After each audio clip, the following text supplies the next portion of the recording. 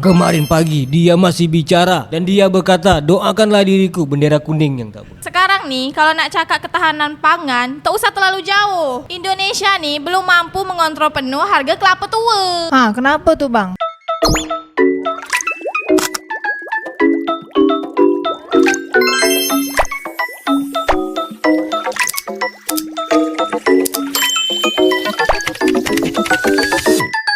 Netizen Indonesia kalau di sosial media tuh sibuk tuh komen ganyang Malaysia, ganyang Malaysia. Nah sekarang banyak tuh orang Malaysia yang bantu Indonesia pesan makanan lewat ojek online.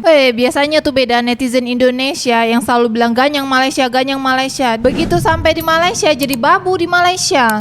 Indonesia ini negara religius, sopan santun tuh perlu dijaga. Jadi yang dipesan tuh kari Pak Mat Western atau nasi lemak Mak Lim Habiadab? Itu kan Kak Malaysia, dia pesanan dari Indonesia punya. Misalnya tuh ada ayam goreng Bu Suhartini ke.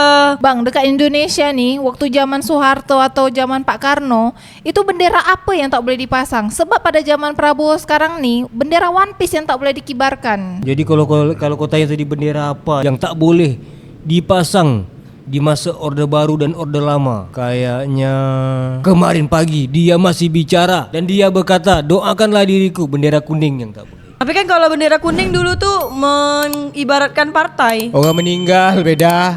Tapi kan partainya Pak Soeharto kuning. Kuning apa dulu nih? Pak Harto tuh kuning pohon beringin. Itu namanya kan kuning DPR di bawah pohon rindang. Tapi bang, ekonomi zaman dulu kata orang-orang tuh, zaman Pak Harto tuh swasembada pangan. Sampai tak ke Tanjung Pinang tuh swasembada pangan. Sampailah baik-baik biasa makan sagu jadi makan nasi. Sampai dulu tuh kalau satu keluarga tuh tidak makan beras, dianggap keluarga kurang mampu. Berarti walaupun Tanjung Pinang nih tak ada sawah, tapi beras berlimpah di Tanjung Pinang bang. Yo imamen, tinggal impor aja, apa susahnya sih? Ya karena kita dekat ya. Karena kita kaya. Nanti dulu, kau impor dari mana? Dari Singapura? Singapura mana ada sawah. Berarti kita impor lewat Singapura masuk ke Indonesia dari Malaysia. Mana-mana aja boleh. Kadang-kadang dari Sumatera ada, dari Jawa ada. Semua kapal singgah dekat sini. Suka-suka kau hati lah. Suka hati kau aja nak beli beras yang mana kan, yang mahal apa yang murah. Cuman tu lah, jangan asyik makan beras saja, makan sagu lah balik lagi. Untung dia tak makan batu. Dulu mau saja berjanji sama-sama makan batu. Makan batu asal cinta sama cinta kan. Gara-gara udah tak cinta lagi telah tuh kena rejam kan, rumahnya kena jarah.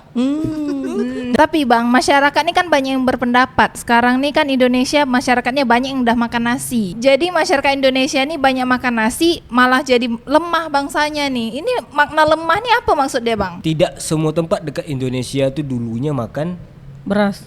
beras. Ini kan masalah ketahanan pangan. Sekarang kita makan tempe, makan tahu. Kedelai kita impor dari Amerika. Mungkin lemahnya tuh di situ. Lemah ketahanan pangan karena kita semua asik impor, ekspor tak ada. Ya kan? Jadi Ismet Ulam Raja juga yang bingung. Berarti bang, kalau dunia ini terjadi krisis atau perang dunia ketiga lah anggapan, Indonesia ini tak akan bisa bertahan lama lah. Karena dia udah bergantung sama beras itu tadi. Berarti kita harus balik lagi ke sagu atau macam mana bang? Banyak-banyak latihan puasa boleh tahan lapar kan. Jadi ketahanan pangan itu kan harus dijawab oleh pemerintah. Makanya kanan lagi. Asal kau jangan makan hati sudahlah. Karena aku dah agak seminggu ni asyik makan hati je ni. Hati apa? Hati ayam bang? Hati ada, limpa ada, semua ada. Sekarang nih kalau nak cakap ketahanan pangan, tak usah terlalu jauh. Indonesia nih belum mampu mengontrol penuh harga kelapa tua. Kenapa tuh bang? Kelapa tua nih dekat Indonesia nih mahal betul harga dia. Padahal kebun kelapa dekat Indonesia nih berlimpah-limpah. Karena harga di luar negeri lagi bagus, makanya diekspor. Aku nak masak rendang pun tak boleh.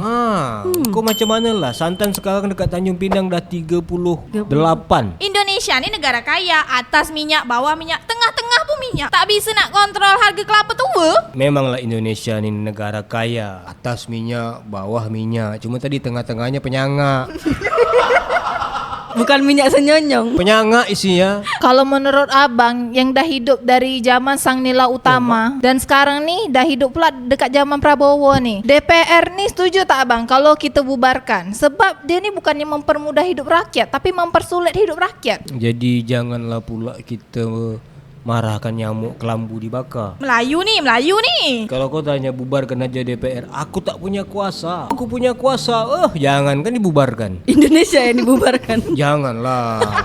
Apalah, daripada ribut-ribut, mungkin lebih baik Kita iya. Sebelum ada penjarahan rumah anggota DPR nih bang, kan anggota DPR pusat tuh kan joget-joget kan, naik gaji segala macam. Terus terjadi nih penjarahan rumah anggota DPR dekat pusat tuh. Tapi anggota DPRD Tanjung Pinang malah sibuk-sibuk potong gaji bang. Menurut abang macam mana bang? Bagus kalau sadar. Berapalah besar Pinangnya kau nak buat rusuh kan?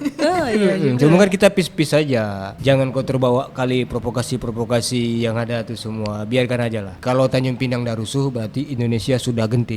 Tapi kalau Tanjung Pinang slow-slow aja, kau slow-slow aja lah. Indonesia ini negara religius, kok tak boleh nak jarah-jarah aja. Jadi sebenarnya kan orang kan minta sahkan undang-undang perampasan aset. Jadi kalau kita tengok rumah-rumah anggota DPR RI itu yang dijarah, kan tengok kan. Kalau rakyat yang bagi-bagi aset aman kan? Tengok tak? Ada tak orang tu yang bercekau? Aku nak kepala Iron Man tu. Tidak kan? Masing-masing buat hal masing-masing. Pandai dia. Dan itu menunjukkan kalau rakyat tu kalau dah dia bergerak, rampas Adil. aset dia sabar, sama bagi rata. Coba anggota DPR tu kalau dah rapat banggar bagi-bagi anggaran tu tutup. Bercekau-cekau tu. Tapi dia langsung buat ini bang, abis dia kabur kan ke Singapura. Dia buat tweet, kalian tuh harusnya hadapi saya, jangan main langsung merobos aja. Tapi kan masalahnya dia pergi bang dari Indonesia. Enggak, masalahnya karena dia daripada ribut-ribut nanti nggak sempat make love katanya kan. Mungkin lebih baik saya iya kabur aja dulu. Gak usah serius-serius sekali, negeri ini butuh banyak orang gila. Kalau kita ikut semua kegilaan ini, gila semua dong kita. Aku udah tunggu lagi. Sama lagi. Waktu pemerintahan Jokowi itu ada demonstrasi juga bang, ada korban jiwa juga. Tapi sekarang nih di zaman Prabowo demonstrasi juga ada korban jiwa juga. Itu presiden sampai minta maaf, Kapolri pun juga minta maaf, ketua DPR pun minta maaf juga. Tapi di zaman Jokowi itu tak ada bang macam gitu. Apakah pemerintahan dulu nih sama sekarang nih berubah? Sekarang pun kalau pemerintah nak ngasih rumah, duit, segala macam lah, nyawa pun tak akan bisa diganti juga. Dia tetap meninggal kan, nggak akan bangkit juga dia dari kubur. Iya, negara Indonesia ini negara religius. Jangan kau nak lindas-lindas aja. Aku nih serasa dikelilingin 3 Mak Joya.